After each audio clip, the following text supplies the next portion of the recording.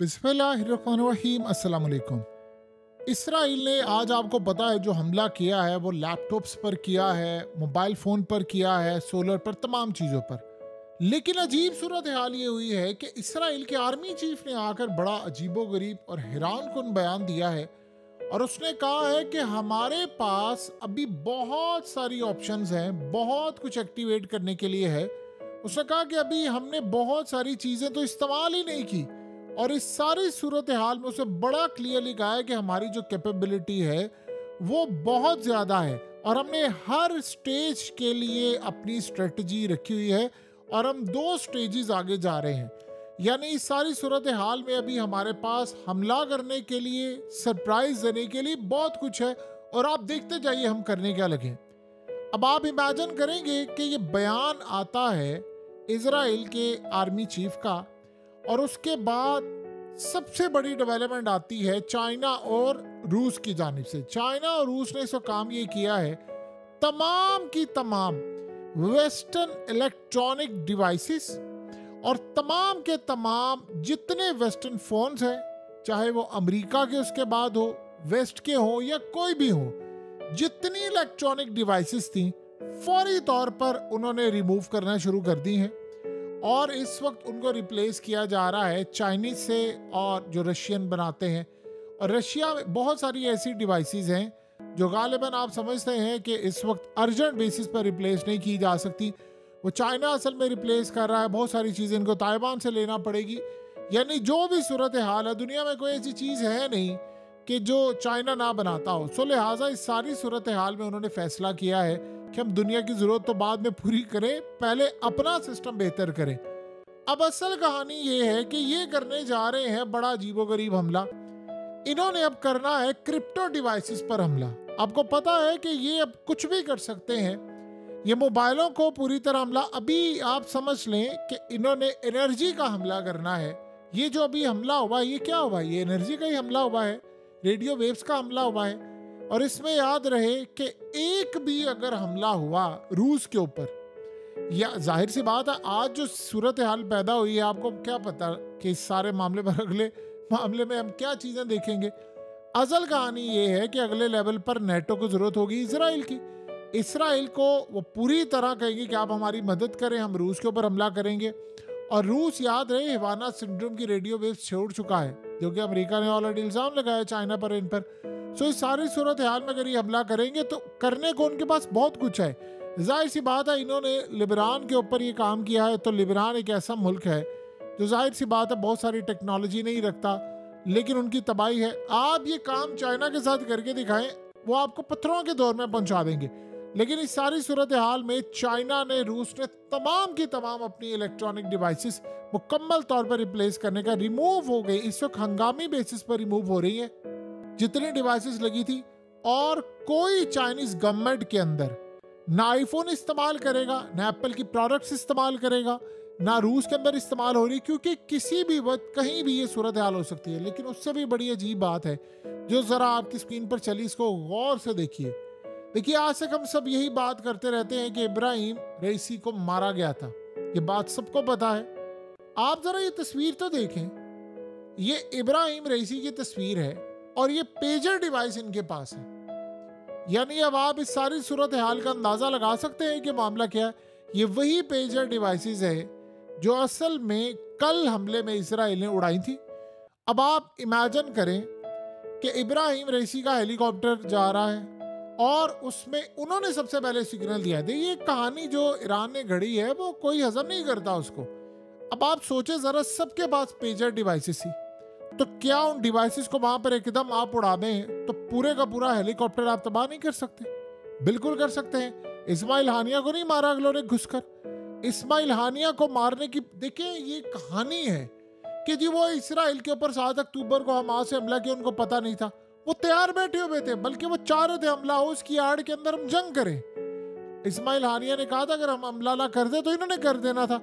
अब इस सूरत हाल में वो करना ही करना था उन्होंने, जो आज कुछ हो रहा है वो सब कुछ करना था। बल्कि वो खुश हो गए कि अच्छा है हमला हो रहा है। और आप सोचे ना कि मिस्र ने कहा था कि हमने तो 10 दिन पहले इनको इंटेलिजेंस मालूमात भी दी थी, फिर उनकी जो 8200 इंटेलिजेंस यूनिट है उन्होंने कहा था कि उन्होंने 40 दिन पहले मालूमात दी। फौजियों ने वीडियोस तक बनाकर दी कि हमास के लोग तैयारी कर रहे हैं, हमला करने वाले। उन्होंने रोका नहीं क्योंकि वो चाहते थे हमला हो। अब आप ये सोचें कि एक बात आप अच्छी तरह समझ लें, क्या इस सारे मामले पर ये कैदियों का ये सारा सिलसिला, ये तमाम चीज़ें एक दिन में ख़त्म नहीं कर सकते? कर सकते हैं, यानी आप डील कर ले, आप फाइनलाइज कर ले, सब कुछ कर ले, चीज़ें ख़त्म हो जाए।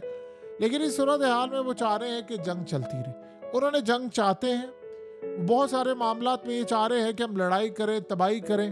सो इस सारी सूरत हाल में आप समझ रहे इब्राहिम रईसी का मामला बड़ा क्लियरली खुल चुका है कि पेजर डिवाइस थी और वो गालिबन, देखिए ईरान ने पहली बात है कि इसकी इंक्वायरी खोली नहीं, उन्होंने पहले ठप कर दिया। और इस सारी सूरत हाल में उन्होंने अगर इब्राहिम रईसी के वक्त ये सारा मामला क्लियर किया होता तो क्या इस्माइल हानिया मरता? आपको पता है कि इस्माइल हानिया का मामला इतना ज़्यादा खतरनाक था कि इसराइल के हवाले से खबर आई थी कि इस्माइल हानिया को इब्राहिम रईसी के जनाजे पर ही मारना है। तो उन्होंने कहा कि उस वक्त वो मारते तो ईरान की बहुत सारी शख्सियात मारी जाती और ख़तरा ये था कि ईरान हमला कर देता। तो इस सारे मामले पर आपको पता है कि इब्राहिम रईसी के दौर के अंदर ईरान ने हमला किया था और ये तारीख का सबसे बड़ा हमला था। तो उन्होंने प्लान ये किया था कि अगर हम ये यहाँ पर करते हैं तो ये बहुत ज़्यादा मामला ख़राब हो जाएगा, फिर सारा नाम इसराइल पर पहले ही आ जाएगा। क्योंकि 2 हेलीकॉप्टर जो इब्राहिम रईसी के साथ है वो बच गए थे। उन्होंने बाद में बताया कि हमें ही उन्होंने कहा था कि हम ऊपर जाते हैं और रास्ता चेंज करना, सारी सूरत हाल है। बहरहाल इस सारे मामले पर आप अंदाज़ा कर लें कि फॉरेन मिनिस्टर के पास भी था, इब्राहिम रईसी के पास भी पेजर था और ये सारी डिवाइसेस थी। अब तो मामला क्लियर हो गया कि चीज़ें किस तरह तबाह हुई हैं।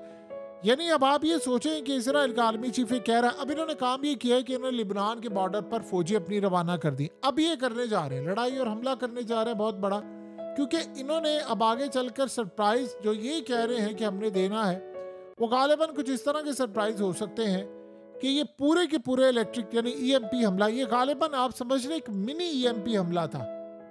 और इस सारी सूरत हाल में आप अंदाजा करें कि एक मिनी हमला क्लियरली इंडिकेट कर रहा है अगले लम्हे इन्होंने किसी भी मुल्क के ऊपर उसके इलेक्ट्रिक ग्रिड पर हमला कर सकते हैं, उनकी बिजली बंद कर सकते हैं।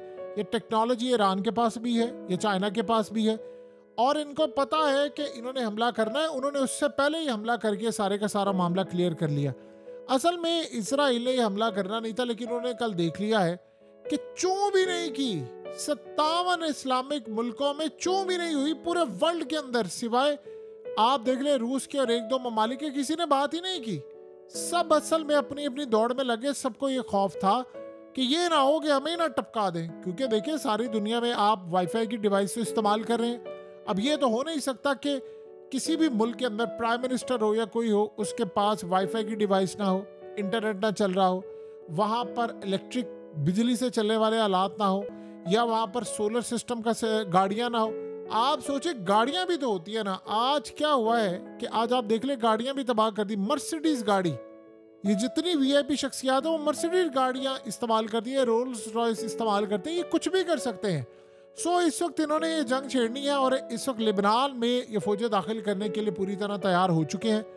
देखिए रीजन के अंदर जो जंग छेड़नी थी उसका आगाज अब होने वाला है और ये बड़ी खतरनाक और तबाही है। जो मुल्क इसराइल का साथ नहीं देगा, ये बात आप अच्छी तरह समझ लें, जो मुल्क इसराइल का साथ नहीं देगा ये उसके हुक्मरानों को कहेंगे कि अगला नंबर आपका। और ना जाने अब देखिए कि पता नहीं वेव्स के जरिए कौन सी ऐसी बलाएं, बीमारियां, कौन सी ऐसी चीजें भेज दें कि अगले हुक्मरान मरना शुरू हो जाए। और एक को हमला करके आप जानते हैं फिर सीक्रेटली पैगाम दिया जाता है दूसरे ममालिक को, केबल्स भी भेजी जाती हैं और उनको थर्ड पार्टी के जरिए पैगाम दिया जाता है कि आप लिबनान का हाल देख लें, आप चाहते हैं कि आपके साथ भी ये हो, तो हम ये काम करने के लिए हमें ज़्यादा से ज़्यादा 2 से 3 मिनट लगेंगे। अब उनको ये भी नहीं किसी को पता कि फ़ोन्स के साथ क्या हो रहा है। आप सोचें पहले तो चले कल ये बात हो रही थी कि पेजर्स को इन्होंने किया, सारा कुछ किया, आईफोन आपने उड़ा दिए, यानी आप अंदाजा कर आपने लैपटॉप्स उड़ा दिए, आपने गाड़ियाँ उड़ा दी, सोलर पैनल उड़ा दिए, अब आप क्रिप्टो डिवाइसेस के पीछे जा रहे हैं और इस तरह की बेशुमार चीज़ें, यानी पूरी तरह बिजली से चलने वाले आलात और ये तमाम चीज़ें। आज के बाद एक बात आप समझ लें कि ये जितने बड़े लीडरान हैं ये आहिस्ता आहिस्ता आप देखेंगे mobile phones, satellite phones, walkie talkie, इन सब से दूर हो जाएंगे।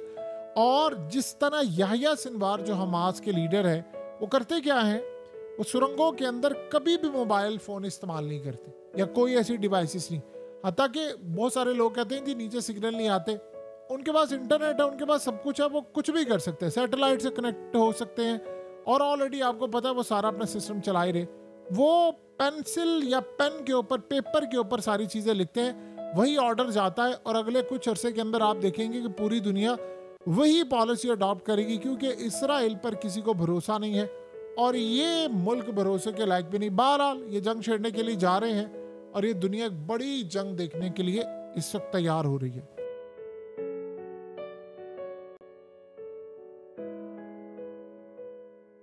हकीकत टीवी को सब्सक्राइब करना मत भूलें, वीडियो को लाइक करें, शेयर करें और कमेंट सेक्शन में अपनी राय का इजहार ज़रूर करें।